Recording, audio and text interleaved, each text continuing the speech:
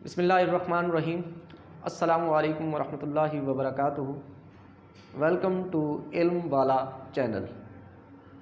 As you know, I am Wahid Ahmed and I will teach you 9th Physics Unit number 2 numerical problems from 2.6 to 2.10। आप जानते हैं पिछली video के अंदर हम पहले 5 न्यूमेरिकल्स जो है वो सॉल्व कर चुके हैं। आज हम आइए चलते हैं सेकंड पार्ट की तरफ, न्यूमेरिकल्स 2.6 से 2.10 की तरफ। मेरी तमाम तलबा से रिक्वेस्ट है कि वो अपने पास एक रजिस्टर और पेन रख लें ताकि साथ के साथ आप नोट करते जाएं। तो अब मैं 2.6 न्यूमेरिकल की स्टेटमेंट पढ़ने लगा हूँ। A train starts from rest with an acceleration of 0.5 meter per second square. Find its speed in kilometer per hour when it has moved through 100 meter। इस न्यूमेरिकल के अंदर उसने हमें ये बताया है कि एक ट्रेन है जो रेस्ट से स्टार्ट करती है, आगाज़ करती है, और उसका एक्सेलरेशन है 0.5 मीटर पर सेकंड स्क्वायर है। उसकी हमने स्पीड फाइंड करनी है इन किलोमीटर पर आवर्स के अंदर जब वो ट्रेन 100 मीटर का डिस्टेंस कवर कर चुकी हो। तो आइए हम देखते हैं कि गिवन डाटा क्या है हमारे पास। हमारे पास जो गिवन डाटा है वो है इनिशियल वेलोसिटी। उसने कहा कि ट्रेन स्टार्ट फ्रॉम रेस्ट। जब भी कोई चीज़ रेस्ट से स्टार्ट लेती है तो उस वक्त उसकी जो इनिशियल स्पीड या इनिशियल वेलोसिटी होती है वो ज़ीरो कंसीडर की जाती है। So it's mean V I is equal to 0 metre per second. उसके बाद उसने हमें बताया कि एक्सेलरेशन जो है वो है 0.5 मीटर पर सेकेंड स्क्वायर, और डिस्टेंस कितना कवर कर चुकी है वो 100 मीटर का, कि आफ्टर 100 मीटर हमने उसकी स्पीड को मेजर करना है। सो रिक्वायर्ड हमें हो गया उसकी फाइनल स्पीड। सो हम सॉल्यूशन की तरफ जाते हैं। As we know that according to third equation of motion 2as is equal to vf का स्क्वायर माइनस vi का स्क्वायर। सो इसके अंदर हम वैल्यूज़ को पुट करेंगे। a 0.5, s 100 मीटर, vf हमने फाइंड करना है, vi हमारे पास 0 है। आफ्टर दिस कैलकुलेशन तो vf is equal to 10 metre per second आ चुका। अब उसने हमसे जो आंसर मांगा है वो आंसर ये मांगा है 10 मीटर पर सेकेंड नहीं, बल्कि फाइनल वेलोसिटी को किलोमीटर पर सेकेंड के अंदर कन्वर्ट करें।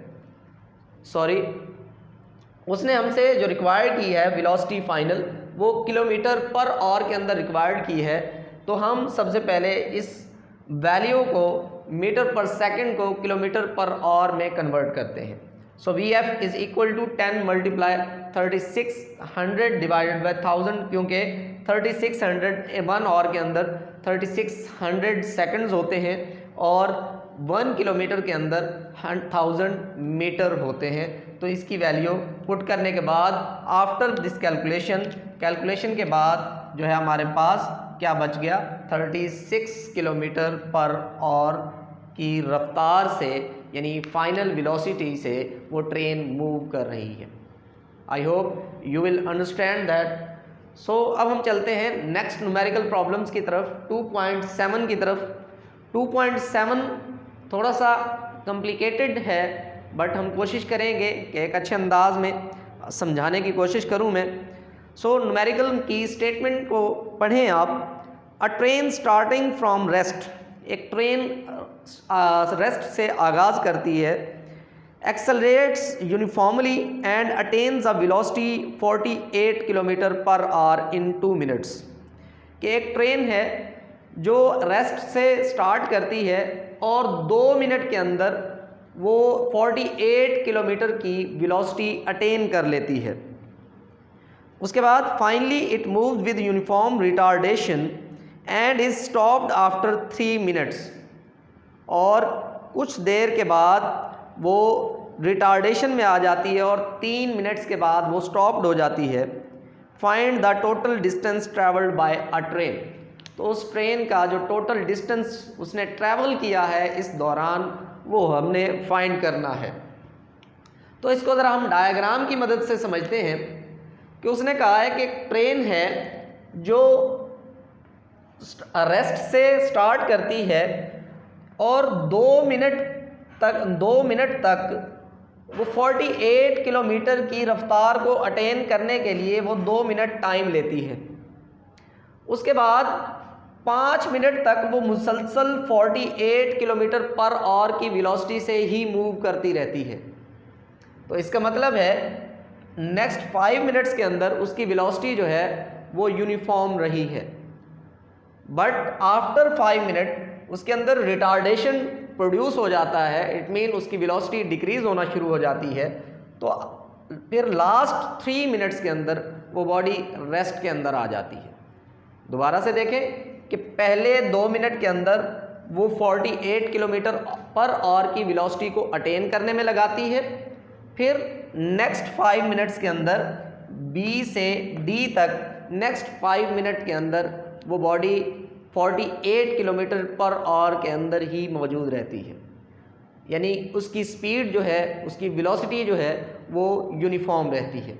उसके बाद नेक्स्ट लास्ट 3 मिनट के अंदर वो बॉडी रिटार्डेशन में आ जाती है, यानी उसकी वेलोसिटी डिक्रीज होना शुरू हो जाती है और after 3 minute train will be stop. तो उसकी जो ट्रेन है वो 3 मिनट के बाद स्टॉप हो जाती है। तो गिवन डाटा में आप देखें initial velocity v is equal to 0 metre per second, क्योंकि कोई भी चीज़ जो रेस्ट से स्टार्ट लेती है उसकी इनिशियल वेलोसिटी 0 कंसीडर की जाती है। उसके बाद फाइनल वेलोसिटी यानी कि उसने आफ्टर 2 मिनट उसने जितनी वेलोसिटी अटेन की वो 48 किलोमीटर पर आवर है, तो इस वेलोसिटी को हम फाइनल वेलोसिटी कंसीडर कर लेते हैं। सो ये किलोमीटर पर आवर में गिवन है, तो इसको हम मीटर पर सेकंड में कन्वर्ट करने के लिए 1000 डिवाइडेड बाय 3600 इस वैल्यू में पुट करेंगे और ये फाइनल हमारे पास मीटर पर सेकंड में आ जाएगा 13.33 मीटर पर सेकंड। उसके बाद टाइम यहाँ पर हमारे पास जो गिवन है, टाइम हमारे पास 3 इंटरवल में गिवन है, O से B, B से D और D से E टाइम हमारे पास ये गिवन है। सो OE यहाँ से लेकर यहाँ तक इन 2 पॉइंट्स के दरमियान ये टोटल टाइम जो ट्रेन ने स्टार्ट से लेकर रेस्ट में आने तक लगाया है वो हमारे पास 10 मिनट बनता है। 2, 5, 7, 7 एंड 3 10 मिनट बनता है।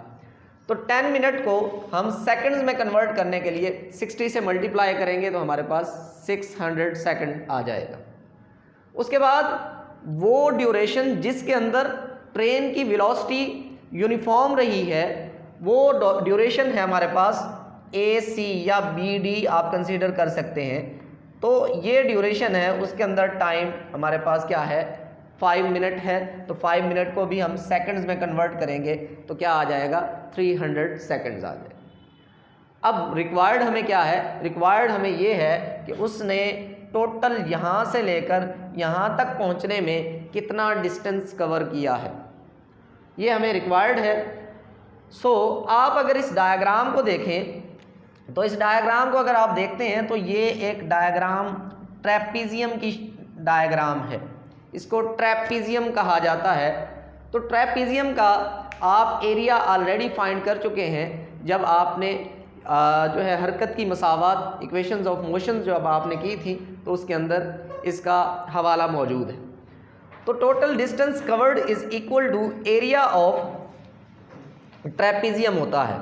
एरिया ऑफ ट्रेपीजियम कैसे फाइंड करते हैं, 1/2 सम ऑफ पैरेलल साइड्स, जो 2 पैरेलल साइड्स हैं उनका सम और multiply height, sum of parallel sides and multiply height से हम क्या करते हैं मल्टीप्लाई कर देते हैं।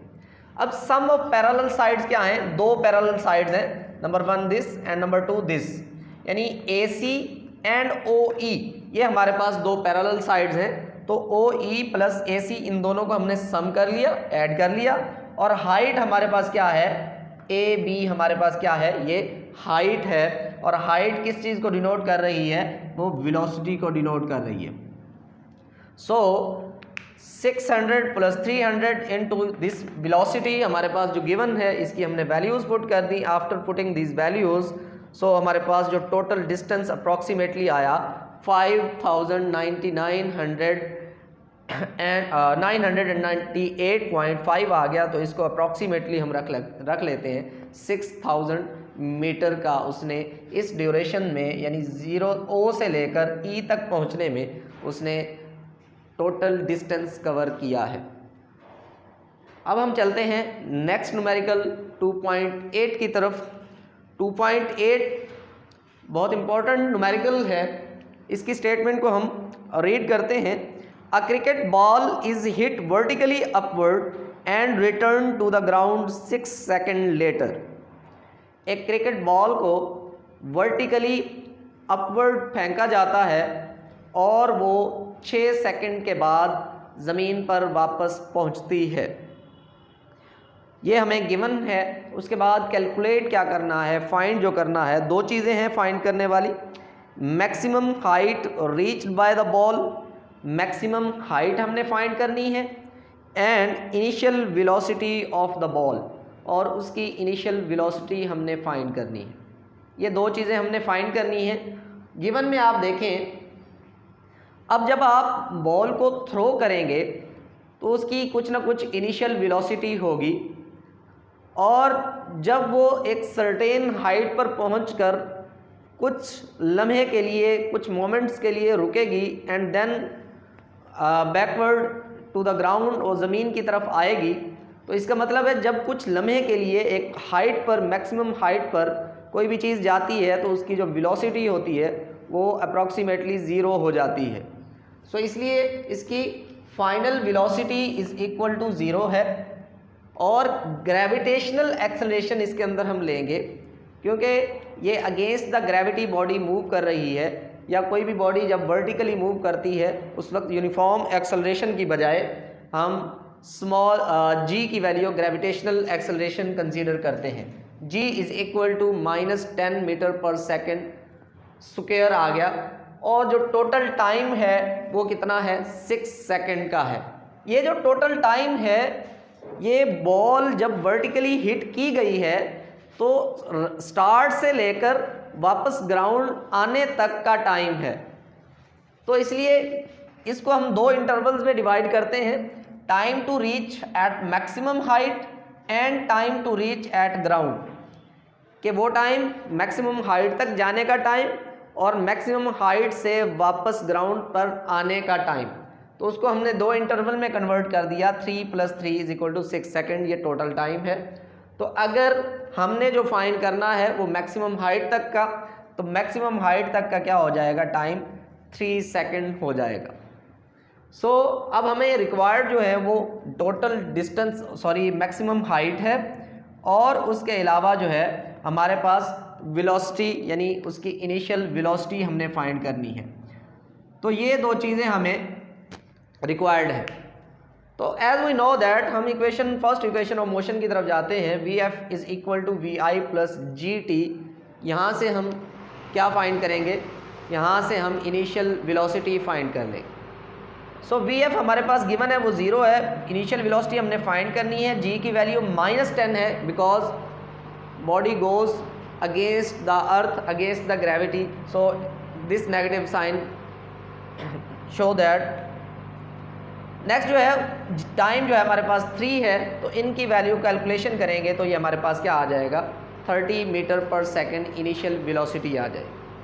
उसके बाद अब हमने मैक्सिमम हाइट फाइंड करनी है। मैक्सिमम हाइट के लिए हम या तो सेकंड इक्वेशन ऑफ मोशन या थर्ड इक्वेशन ऑफ मोशन ले सकते हैं, बट जब आपको दोनों वेलोसिटीज़ गिवन हो तो हम थर्ड इक्वेशन की तरफ ही जाते हैं। सो 2gh = Vf² - Vi²।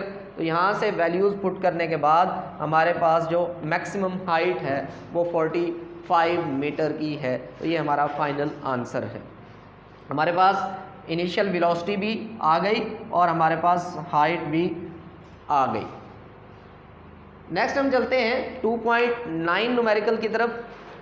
2.9 न्यूमेरिकल की स्टेटमेंट पर गौर करें। व्हेन ब्रेक्स आर अप्लाइड, जब ब्रेक्स अप्लाई की गई, the speed of the train decreases from 96 km/h to 48 km/h। एक गाड़ी जो है वो मूव कर रही थी और उसकी वेलोसिटी थी 96 किलोमीटर पर आवर के साथ वो मूव कर रही थी। जब वो ब्रेक्स अप्लाई की गई तो उसकी स्पीड डिक्रीज़ हो गई और तब ब्रेक्स अप्लाई करने के बाद उसकी स्पीड 48 किलोमीटर पर आवर रह गई। सो इन 800 मीटर, इस दौरान जो है उसने गाड़ी ने जो डिस्टेंस कवर किया वो 800 मीटर का डिस्टेंस कवर किया है।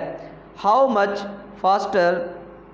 Much farther will the train move before coming to the rest में आने तक वो ट्रेन जो है मज़ीद कितना डिस्टेंस कवर कर लेगी। तो यानी एक डिस्टेंस हमें दे दिया है, सेकंड डिस्टेंस हमसे उसने पूछा है। तो हम सबसे पहले गिवन डाटा की तरफ जाते हैं। एक तो हमें उसने डिस्टेंस दिया है, distance S1 is equal to 800 metre हमने उसने दिया है। इनिशियल वेलोसिटी उसकी कितनी थी बॉडी की, ट्रेन की 96 किलोमीटर पर आवर। इस 96 किलोमीटर पर आवर को हम सबसे पहले मीटर पर सेकंड में कन्वर्ट करेंगे। इसी तरह final velocity 48 kilometre per hour है, उसको भी हम मीटर पर सेकंड के अंदर हम कन्वर्ट करेंगे। सो रिक्वायर्ड है हमें S2 यानी ट्रेन रुकने तक, यानी ब्रेक्स अप्लाई करने के बाद से रुकने तक का जो डिस्टेंस है वो हमने फाइंड करना है। तो इसको फाइंड करने के लिए सबसे पहले हमें एक्सेलरेशन उस ट्रेन का फाइंड करना पड़ेगा। तो एक्सेलरेशन फाइंड करने के लिए मैंने इक्वेशन थर्ड ली 2AS1 is equal to VF का स्क्वायर माइनस VI का स्क्वायर, यूनिफॉर्म एक्सेलरेशन।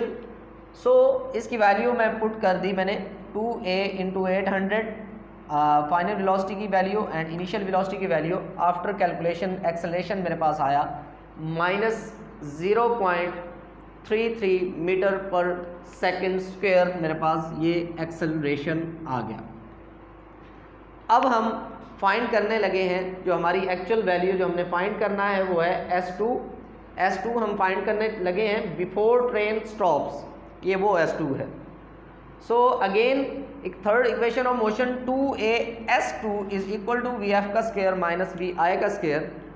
यहाँ पर जो मेन प्रॉब्लम है कि यहाँ पर हम VI की जगह पर VF ही कंसीडर करेंगे। क्यों करेंगे? लेट्स सपोज एक ट्रेन ने स्टार्ट किया रेस्ट से स्टार्ट करने के बाद इस पॉइंट तक पहुँची, ये हमारे पास इनिशियल वेलोसिटी, ये हमारे पास फाइनल वेलोसिटी। अब यहाँ पर जहाँ तक उसने बॉडी ने 800 मीटर का डिस्टेंस भी कवर कर लिया, यानी जब 800 मीटर का डिस्टेंस कवर कर चुकी है बॉडी या ट्रेन, तो फिर ब्रेक्स अप्लाई किए हैं और जब ब्रेक्स अप्लाई किए हैं तो वो बॉडी की उस ट्रेन की स्पीड जो है वो डिक्रीज़ होना शुरू हो गई है और फिर वो रेस्ट के अंदर आ गई है। अब इसको अगर दो इंटरवल में कन्वर्ट करें, ब्रेक्स अप्लाई करने से पहले और ब्रेक्स अप्लाई करने के बाद। अब हम चल रहे हैं ब्रेक्स अप्लाई करने के बाद।